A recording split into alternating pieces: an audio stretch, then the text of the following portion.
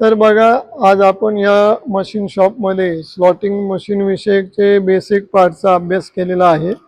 त्या बेसिक पार्टमध्ये आत्ताच मी तुम्हाला सांगितलं की base, cross slide, saddle, table, RAM, tool head, column हे सर्व पार्ट्स आपण पाहिलेले.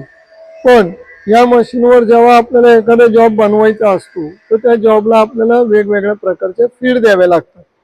तर या फीड कोणत्या प्रकारचे आहे बेसिकली स्लॉटिंग मशीनमध्ये? तर हा एक जॉब आहे बघा. ह्या जॉबला काय केलंय त्यांनी, हा किवे मारलेला आहे, बरोबर.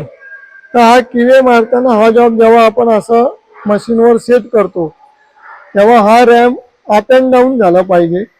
तसंच त्या स्लॉटची ही जी डेप्थ आहे, ही डेप्थ, तर ही डेप्थ जर आपल्याला साध्य करायची असेल तर आपल्याला बरोबर ही क्रॉस फीड दिलेली आहे.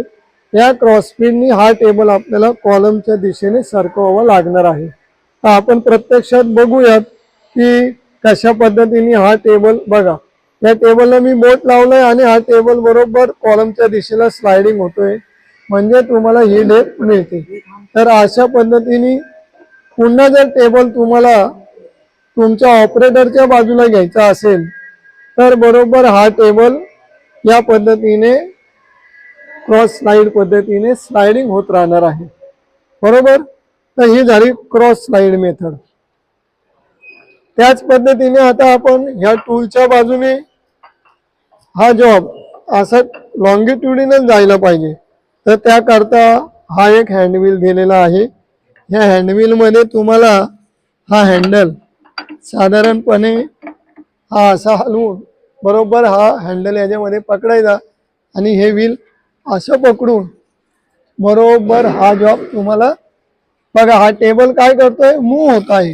हा बघा, हा टेबल काय होतोय, मूव्ह होतो, म्हणजे या टूल पासनं टेबल तिकडे जात आहे. तसंच या टेबल पासनं परत तुम्हाला रिव्हर्स घ्यायचा असेल तर बरोबर इथं बघा तुम्ही हे स्लायडिंग होतो आहे, म्हणजे ही क्रॉस फीड बसते. याला म्हणायचं क्रॉस फीड.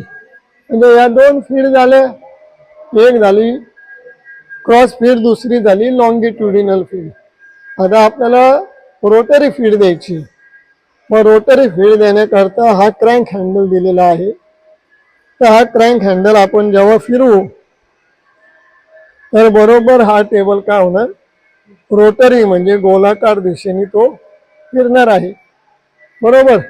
मग याचा उपयोग कधी होतो, जेव्हा आपल्याला असा स्प्लाइन वगैरे कट करायचा असेल, 5 दाते तर 360 भागिले 5 म्हणजे किती आले त्याचे, समजा 6 दाते, 360 भागिले 6 म्हणजे 60 डिग्रीमध्ये हा टेबल काय करावं लागेल, आपल्याला मूव्ह करावं लागेल.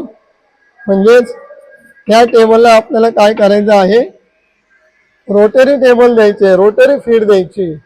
म्हणजे रोटरी फीड देताना हा क्रँक हँडल फिरवून बरोबर डिग्रीमध्ये गोलाकार हा रोटरी टेबल स्लायडिंग होतो आहे किंवा गोलाकार फिरतोय.